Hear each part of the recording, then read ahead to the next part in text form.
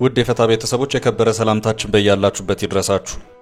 ዕለተ ሐሙስ የምሽት መረጃ ነው ብለናል። እንደተለመደው መረጃውን በቅድሚያ በማስተዋወቅ እንጀምር። እሳቸው ከስልጣን ተነስተው የቀድሞ ምክትላቸው ሌተናል ጀነራል ታደሰ ወረደ የትግራይ ጊዜያዊ አስተዳደር ፕሬዝዳንት ከሆኑ በኋላ አቶ ጌታቸው ረዳ የመጀመሪያውን ቃለ ምልልስ አድርገዋል። በተለይ ሌተናል ጀነራል ታደሰ ወረደን በተመለከተ ያልተሰሙ የተወሰኑ ጉዳዮችን አንስተው ተናግረዋል። ምክትል የሆነው የሰራውን ታደሰ ወረደን ስልጣን ላይ ያለው ባለመሰናበቴ ውድቀቴ ነው ሲሉም ከበድ ያለ ማብራሪያን ሰጥተዋል። ከዚህም በተጨማሪ በሚስጥር ሲካሄድ ነበር ባሉት የኤርትራና የህወሓት የተወሰኑ ሰዎች ግንኙነት ዙሪያም ያሉት ነገር አለ። እነዚህንና በርካታ አነጋጋሪ ጉዳዮችን ያነሱበትን ቃለ ምልልስ በጥንቅራችን አካተን ይዘነዋል። ዘርዘር አድርገን የምናደርሳቸው ይሆናል። የሱዳን ሉዓላዊ ምክር ቤት ሊቀመንበር ጀነራል አብዱል ፈታህ አልቡርሃን ለስራ ጉብኝት ዛሬ ረፋድ ላይ አስመራ ገብተዋል። በዛሬው ዕለት ከወራት በኋላ ወደ አስመራ የተመለሱት ጀነራል አልቡርሃን በጦርነቱ ከፍተኛ ድል ከተቀዳጁና የካርቱሙን ቤተ መንግስት ዳግም ከተቆጣጠሩ በኋላ መሆኑ ልዩ ትኩረት ተሰጥቶታል። መረጃውን እናደርሳለን። ጠቅላይ ሚኒስትር አብይ አህመድ በዛሬው ዕለት ለሁለት ሚኒስትሮች ሹመት ሰጥተዋል። አጠር ያለ መረጃ እናደርሳለን። የትራምፕ አስተዳደር ከሶማሊያ ለቆ ለመውጣት እያሰበ ነው ተባለ። ሞቃዲሾ የካቡል ዕጣ ይገጥማታል የሚለው የፕሬዝዳንቱን አስተዳደር ሰዎች አነታርኳል። በተያያዘ የራስ ገዙ አዲስ ፕሬዝዳንት አብዲራሂም መሐመድ አብዱላሂ ለግዛቷ እጅግ ታሪካዊ የሆነ ጉብኝት በዋሽንግተን ሊያደርጉ መሆኑ ተዘግቧል። እንዲሁም የቱርክ የሚሳኤል ማስወንጨፊያ በአፍሪካ ቀንድ እየተተከለ መሆኑ ተረጋግጧል። የቻይናና የምዕራብ ሀገራት የስለላ ሳተላይቶች ወደ ሶማሊያ የባህር ጠረፍ ማነጣጠራቸው ተሰምቷል። መረጃውን አያይዘን የምናሰማ ይሆናል። በደቡብ አፍሪካ በተተኮሰባቸው ጥይት ህይወታቸው ያለፈው አንጋፋው የኢትዮጵያውያን ሰብሳቢ አስክሬን ሽኝት ተደርጓል። በዚሁ አነጋጋሪና አሳዛኝ ክስተት መግለጫ ተሰጥቷል። ጥንቅራችን ይዞታል። እስከ ፍጻሜው አብራችሁን ቆዩ። የምንለቃቸው ዕለታዊ ትኩስ ዜናዎች እንዲደርሷችሁ ላይክ፣ ሼር፣ ሰብስክራይብ ማድረግ እንዳትረሱ።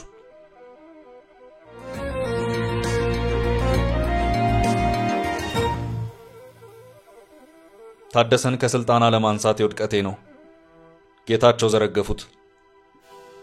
ከቀናት በፊት አጨብጭበውና ተጨባብጠው ስልጣናቸውን ለቀድሞ ምክትላቸው ሌተናል ጀነራል ታደሰ ያስረከቡት አቶ ጌታቸው ረዳ ስለ ቀድሞ ምክትላቸው በርከት ያሉ ጉዳዮችን አንስተው ሰፋ ያሉ ማብራሪያዎችን ሰጥተዋል። በአቶ ጌታቸው ረዳ እግር የጀነራል ታደሰ ወረደን መተካት ተከትሎ አቶ ጌታቸው ረዳ የመጀመሪያ የተባለውን ቃለ ምልልስ አድርገዋል። አቶ ጌታቸው ለሁለት ዓመታት ምክትላቸው ነው ስለሰሩት ሌተናል ጀነራል ታደሰ የነበረውን ሁኔታ ሳይሸፋፍኑ ስሜታቸውንና አለኝ ያሉትን እውነታ አገላልጠው ተናግረዋል። ሰፋ ያለውን ቆይታቸውን ያደረጉት ከቢቢሲ አማርኛው ድረገጽ ጋር ነው። አቶ ጌታቸው ጀነራል ታደሰ ከእሳቸው ጋር በነበራቸው የጋራ ኃላፊነት ጋር በተያያዘ የነበራቸውን ቅሬታ በተመለከተ አሉኝ ያሏቸውን ነጥቦች ሁሉ አንድ ሁለት ብለው በመዘርዘር ሳይሸሽጉና ሳይደባብቁ ቁጭ አድርገውታል።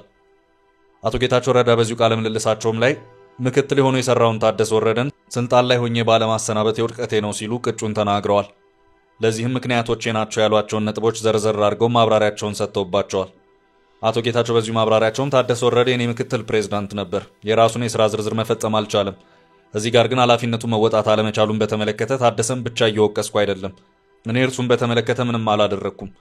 እርሱን ማንሳት አሊያም መተካት አለመቻል በራሱ የኔ ውድቀት ነው። ብዙ ማስረጃ አለኝ። ዛሬ ጠዋትም ይህንኑ ተናግሯል። ታደሰ የኔ ምክትል ነበር። እናም ለጸጥታ ጉዳዮች ኃላፊነት፣ ለሌሎች በብዙ ጉዳዮች ላይ ኃላፊነት ነበረበት። እኔ እስከሚገባኝ ድረስ የእርሱ የሥራ ዝርዝር በውድቀት የተሞላ ነው። የእርሱ ውድቀቶች ግን የኔም ውድቀቶች ናቸው ሲሉም ነበር የተናገሩት። አቶ ጌታቸው አክለውም ታደሰ እንደ ሰራዊቱ አዛዥ የተወሰኑትን የኔን ውሳኔዎች መቃረን እንደሚችል ያስባል።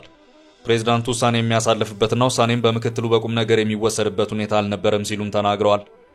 ቢቢሲ ሌተናል ጀነራል ታደሰ ወረደን በተመለከተ ተጨማሪ ጥያቄዎችን ለአቶ ጌታቸው ረዳ አከታትሎ አቅርበዋል። ከጥያቄዎቹ መካከልም ስለ አዲሱ ፕሬዝዳንት ይንገሩን፣ የእርሳቸው ሹመት ለትግራይ ክልል ምን ማለት ነው የሚለው ይገኝበታል።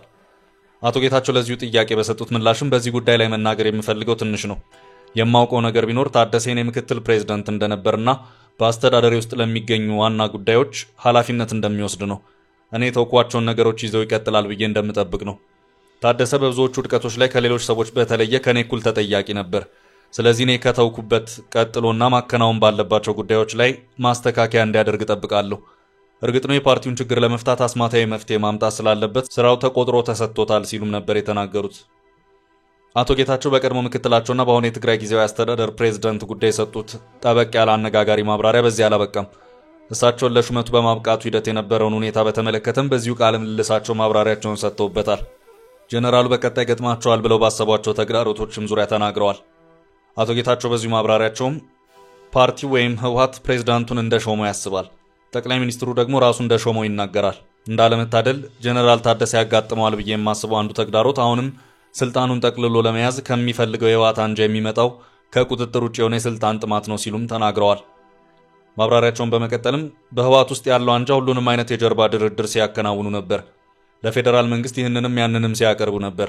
የጊዜያዊ አስተዳደሩን ፕሬዝዳንት የመሾም ስልጣን ያላቸው ለጠቅላይ ሚኒስትሩ አይሆንም እያሉ ነበር። አሁን ግን ከጊዜያዊ አስተዳደሩ የስልጣን ዘመን መጠናቀቅ ጋር ተያይዞ ጠቅላይ ሚኒስትሩ ሌላ አማራጭ ማየታችን ተገቢ ሆነ እንደሆነ ጠይቀውኝ ነበር። እኔ ስልጣኑን ተጠቅሜ ለምሳሌ እንደ ተፈናቃዮች መመለስ ባሉ ስራዎች ላይ ያከናወንኩት ጥቂት ሆኖ ሳለ ስልጣን ይዞ የመቀጠል ፍላጎት ያለኝ ሰው አይደለሁም። ስለዚህ ለኔ ጉዳዩ የጊዜያዊ አስተዳደሩ የስልጣን ዘመን ሲጠናቀቅ አይቀሬ የነበረ ነው። እኔ በፕሬዝዳንትነት እንድቀጥል ለማድረግ ልዩ የሆነ አሰራር መኖር ነበረበት ማለት ነው።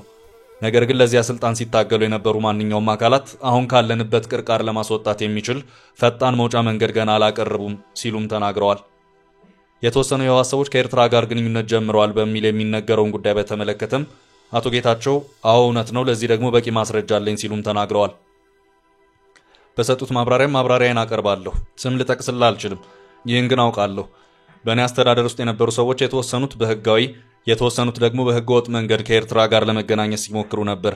የግመሉን ጀርባ የሰበረው የመጨረሻው ሰበዝ የመጣው ግን ደስተኛ ያልሆነ የህወሓት አካላት ውስጥ ነው። ይህንን ስል ሁሉም የህወሓት አንጃ አመራር ማለት አይደለም። ግምገማቸው ምንም ይሁን ምን በህወሓት ውስጥ ያለው የተወሰኑ አካላት በጋራ ጠላታቸው ላይ ለማበር ይህን እድል መጠቀም ጀመሩ። ስም ልሰጥ አልችልም፣ ነገር ግን የተፈጠረው ይህ እንደሆነ ለማረጋገጥ በቂ ማስረጃ አለኝ ሲሉም ነው አቶ ጌታቸው የተናገሩት።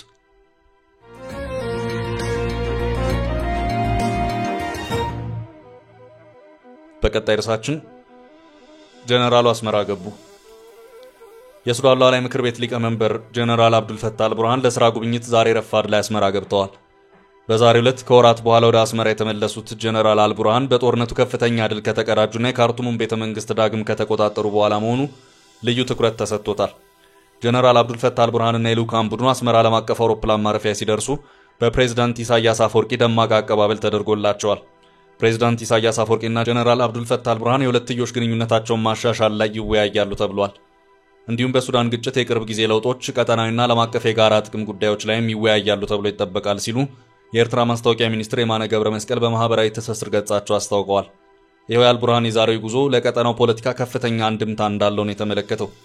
ጀነራል አልቡርሃን ከሰሞኑ ከሳውዲ አረቢያና ግብጽ የደህንነትና ውጭ ጉዳይ ኃላፊዎችን በፖርት ሱዳን መወያየታቸው ይታወቃል።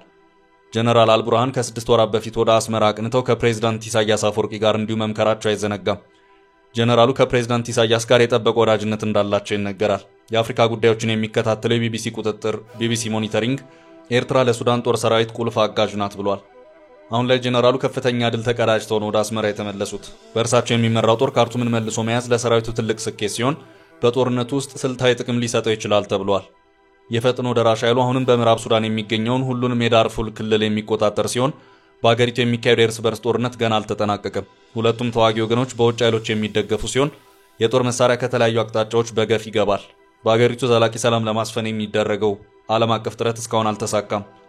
ከፈጥኖ ደራሽ ኃይሉ ጋር በእርስ በርስ ጦርነት ውስጥ የሚገኘው የሱዳን መንግስት ከኤርትራ መንግስት ጋር ባለው መልካም ግንኙነት የኤርትራ መንግስት በጦርነቱ ወቅት የሱዳን ጦርንና ደጋፊዎቹን በተለያዩ ጊዜያት ሲያሰለጥን ነበር ተብሎ ሲወቀስ ቆይቷል።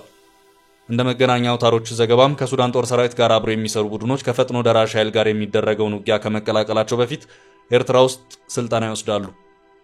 ጀነራል አብዱልፈታህ አልቡርሃንና ልዑካቸው ከዚህ ቀደም በነበረው የአስመራ ጉዟቸው ከአንድ ቀን የሥራ ጉብኝት በኋላ ወደ መጡበት መመለሳቸውም ተዘግበዋል።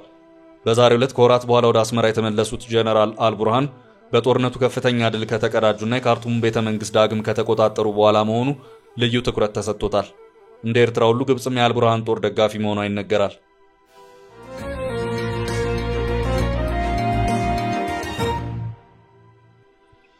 ወደ ቀጣይ መረጃ ስናልፍ የጠቅላዩ የዛሬው ሹመት ጠቅላይ ሚኒስትር አብይ አህመድ በዛሬው ዕለት ለሁለት ሚኒስትሮች ሹመት ሰጥተዋል። አምባሳደር ሀደራ አበራ የውጭ ጉዳይ ሚኒስቴር የፖለቲካና ኢኮኖሚ ዘርፍ ሚኒስትር ዴኤታ እንዲሁም አምባሳደር ብርሃኑ ጸጋዬ የሀብት ማኔጅመንትና አገልግሎት ዘርፍ ሚኒስትር ዴኤታ ሆነው እንዲያገለግሉ በጠቅላይ ሚኒስትር አብይ አህመድ ተሹመዋል። የኢትዮጵያ የውጭ ጉዳይ ሚኒስቴር ዛሬ ሚያዝያ 2 ቀን 2017 ዓ.ም በድረገጹ ይፋ እንዳደረገው አቶ ብርሃኑ በውጭ ጉዳይ ሚኒስቴር የሀብት አስተዳደርና አገልግሎት ዘርፍ ሚኒስትር ዴኤታ ሆነው ተሹመዋል። ጠቅላይ ሚኒስትር አብይ አምባሳደር ሀደራ አበራን የፖለቲካና ኢኮኖሚ ጉዳዮች ዘርፍ ሚኒስቴር ዴኤታ አድርገው ሹመዋል። አቶ ብርሃኑ በኢህአዴግ ዘመነ መንግስት በጠቅላይ አቃቤ ሕግ ከአቃቤ ሕግ እስከ ምክትል ጠቅላይ አቃቤ ሕግና ከለውጥ በኋላም የፍትህ ሚኒስትር ሆነው ማገልገላቸው ይታወሳል። አዲስ ተሿሚ ሚኒስትር ዴኤታዎች ከሚኒስቴር መስሪያ ቤቱ አመራሮችና ሰራተኞች ጋር ትውውቅ ማድረጋቸውን የውጭ ጉዳይ ሚኒስቴር አስታውቋል።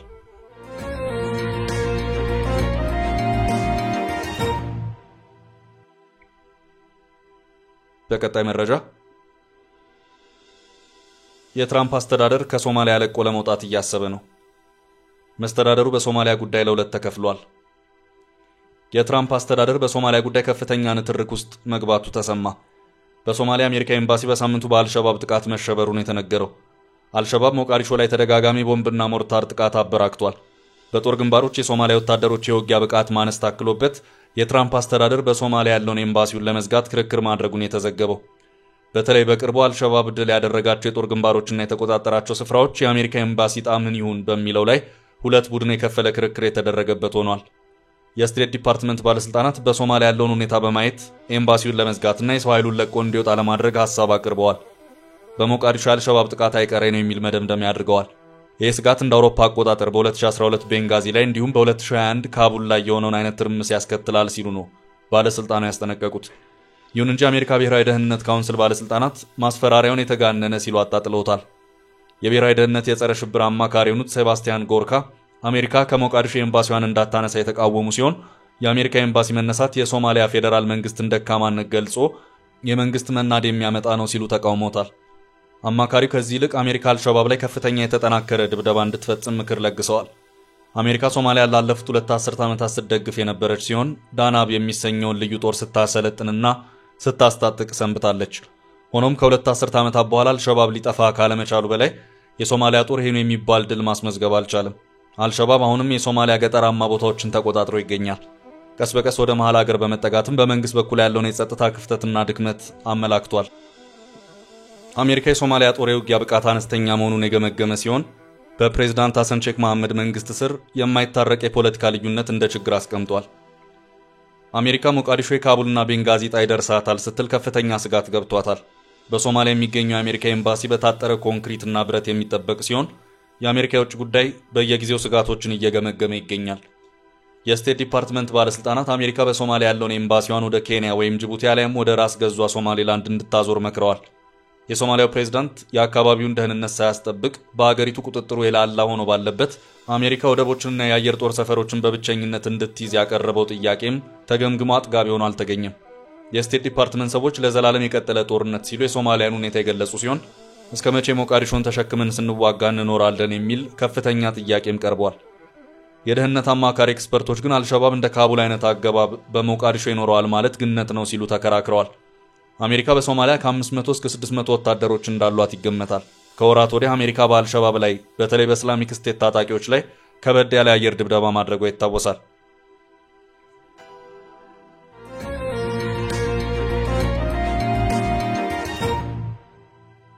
በሌላ መረጃ የሶማሌላንድ ፕሬዝዳንት ለውቅና ንግግር ወደ ዋሽንግተን አመሩ።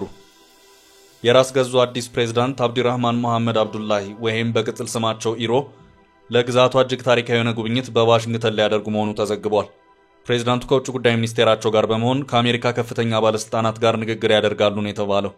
ተገንጣዩ ግዛት እውቅና የማግኘት ከፍተኛ ዕድል እንደመጣላትም የግዛቱ ሚዲያዎች በመዘገብ ላይ ይገኛሉ። የውጭ ጉዳይ ሚኒስቴሩ ከዚህ ቀደም ከአሜሪካ ባለስልጣናት ጋር የመከሩ ሲሆን ከራስ ገዟ ፕሬዝዳንት ጋር ለሚደረገው ንግግር መሰረት መጣሉን ተናግረው ነበር። የጉብኝቱና ንግግሩ ይፋዊ አጀንዳ በሁለቱ ሀገሮች መካከል ስትራቴጂክ ግንኙነት በተለይም ከደህንነትና ኢኮኖሚ አንጻር ጠንካራ ግንኙነት መፍጠር መሆኑም ተገልጿል። የራስ ገዟ ፕሬዝዳንት ጉብኝት ይፋ የሆነው ዋሽንግተን ለግዛቷ እውቅና የመስጠት ዝንባሌ ማሳየቷ ከተነገረ ወዲህ መሆኑ ሶማሌላንዳውያንን አስፈንጥዟል። ሶማሌላንድ እውቅና ከአሜሪካ ለማግኘት ባለፉት ወራት ሎቢስቶችን በመቅጠር ከፍተኛ እንቅስቃሴ ስታደርግ ቆይታለች። ሞቃዲሾም ይህንን ጥረት የሚቀለብስ ተደራዳሪ በገንዘብ ማቆሟ የሚታወስ ነው። ሰሞኑን ዘ ፋይናንሻል ታይምስ አሜሪካና ሶማሌላንድ በውስጥ ንግግር እያደረጉ መሆናቸውን አንስቶ ሀርጌሳ ለአሜሪካ የበርበራን ወደብና የቀይ ባህርን ቁጥጥር በመስጠት ስምምነት ለማድረግ ትሞክራለች ሲል መዘገቡ ይታወሳል።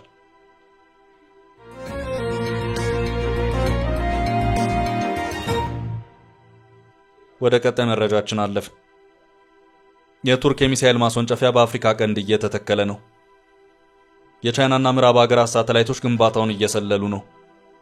ሞቃዲሾ ከአዲስ አበባ መጣብኝ ያለችውን የባህር ድንበር የመነጠቅ አደጋን ለመከላከል ከቱርክ ጋር በእጅጉ መወዳጀቷ ይታወሳል። አሁን አንካራ የሁለቱን ቁርሾ መፍታት ማስማማት ብትችልም የሶማሊያን የባህር ድንበር ለማስጠበቅ ለ2 ዓመት የባህር ኃይሏን ካሰማራች ቆይታለች። አንካራ በዚህ ስምምነት ካተረፈቻቸው ጥቅሞች መካከል በሶማሊያ ምድር ላይ የሮኬት ሚሳኤልና ሳተላይት ማስወንጨፊያ ቦታ ማግኘት ነበር። ከሰሞኑ አንካራ ሚሳኤል አስወንጫፊ ማዕከሉን መገንባት መጀመሯን የተነገረው። የቻይናና የምዕራብ ሀገራት ሳተላይቶች ወደ ሶማሊያ ግዛት ከሰሞኑ ማተኮራቸውን የተነገረው። የስለላ ሳተላይቶቹ በሶማሊያ ጠረፍ አቅራቢያ የሚገኝ አንድ ስፍራ እየሰለሉ ነው ተብሏል። የአንካራ ሚስጥር ለማነፍነፍ የተጠመዱት ሳተላይቶች ቱርክ የሚሳኤልና ሳተላይት ማስወንጨፊያ ማዕከሉን ግንባታ መጀመሯን ያረጋገጡት። የአሜሪካ፣ የፈረንሳይና የቻይና የስለላ ሳተላይቶች በአንድ የሶማሊያ ጠረፍ ላይ ማነጣጠራቸውን ኢንተሊጀንስ ኦንላይን የሚሰኝ የዜና ምንጭ አጋልጧል። የምድር ላይ ካርታ ምስል መነሳቱን የሚያመለክት ሲግናል ማግኘቱን የዜና ምንጩ አመልክቷል። አንካራ ወደ አፍሪካ ቀንድ የዘለቀውን ወታደራዊ ተጽዕኖ አሁን ከአሜሪካ አልፎ ቻይናን የሚያሳስብ መሆኑን የተመለከተው። ወደ ቀጣይ መረጃ ስንሻገር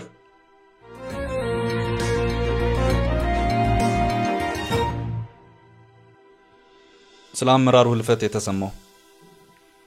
በደቡብ አፍሪካ የሀዲያ ማህበረሰብ ሰብሳቢ የነበሩት አቶ ዳኛ ግርማ ፊጣ በሽምግልና ስራ ቆይተው ወደ ቤታቸው በሚመለሱበት ወቅት ባልታወቁ ሰዎች በተከፈተባቸው ተኩስ ህይወታቸው ማለፉ ይታወቃል።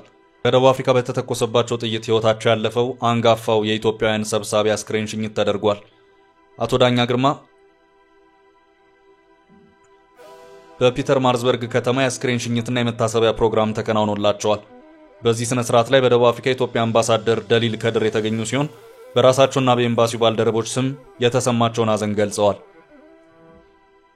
አምባሳደሩ በንግግራቸው ምንም እንኳን ዳኛ ግርማ በተፈጸመባቸው አስከፊና ጭካኔ የተሞላበት ወንጀል በሞት ቢነጠቁም በአገር ቤትም ይሁን በደቡብ አፍሪካ ህይወታቸው እስካለፈበት ድረስ ኢትዮጵያውያንን በሚመለከት ከመቃብር በላይ ከፍ ብሎ ከትውልድ ትውልድ ሲዘከር የሚኖር ታሪክ የሰሩ እንቁ ዜጋችን ነበሩ ብለዋል። የተፈጸመባቸውን የግድያ ወንጀል ኤምባሲው በቅርበት እንደሚከታተልም አስታውቀዋል። በትላንትናው የስንብት ፕሮግራም ላይ የዳኛ ግርማ ቤተሰቦች፣ ወዳጆች እንዲሁም በደቡብ አፍሪካ የሚገኙ የኢትዮጵያ ኮሚኒቲ አባላት ተገኝተው ሐዘናቸውን ገልጸዋል። በዛሬው ዕለትም የዳኛ ግርማ ፊጣ አስክሬን ከደቡብ አፍሪካ ኦርታምቦ ተነስቶ ወደ ኢትዮጵያ አዲስ አበባ ቦሌ ዓለም አቀፍ ኤርፖርት ሲደርስ የመንግስት ከፍተኛ የሥራ ኃላፊዎችና ወዳጆቻቸው በተገኙበት አቀባበል ስነ ስርዓት ተካሂዷል። የአገር ባለውለታ የህዝብ አባትና አለኝታ ዳኛ ግርማ ፊጣ የአስክሬን አቀባበል ስነ ስርዓት ላይ ሰራተኛና ማህበራዊ ጉዳይ ሚኒስቴር ዶክተር ኤርጎጌ ተስፋዬ፣ በብልጽግና ፓርቲ ዋና ጽህፈት ቤት የዴሞክራሲ ባህል ግንባታ ዘርፍ ኃላፊ አቶ መለሰ ዓለም፣ አቶ አክሊሉ ታደሰ፣ የሀዲያ ዞን ዋና አስተዳዳሪ አቶ ማቴዎስ አኒዮ፣ የሀዲያ ዞን ዋና አፈ ጉባኤ ወይዘሮ ቴነሽ ሙሉጌታ፣ የሀዲያ ዞን ዋና የመንግስት ተጠሪና የብልጽግና ፓርቲ ቅርንጫፍ ጽህፈት ቤት ኃላፊ አቶ ሳሙኤል ሽጉጤን ጨምሮ የፌዴራል፣ የክልል፣ የዞን፣ የወረዳና የከተማ አስተዳደር ከፍተኛ የመንግስት የሥራ ኃላፊዎችና የቅርብ ወዳጆቻቸው በተገኙበት በአዲስ አበባ ቦሌ ዓለም አቀፍ ኤርፖርት ተካሂዷል። ቻችን ለዛሬ ያዝንላችሁ ርዕሰ ጉዳዮች እዚህ ላይ ቋጨ። ላይክ፣ ሼር እና ኮሜንት በማድረግ ለቻናላችን ድጋፋችሁን መግለጽ እንዳትዘነጉ እያልን ከሌሎች መረጃዎች ጋር ደግመን እስክንገናኝ ቸር ያሰማን ስንል ተሰናበትን።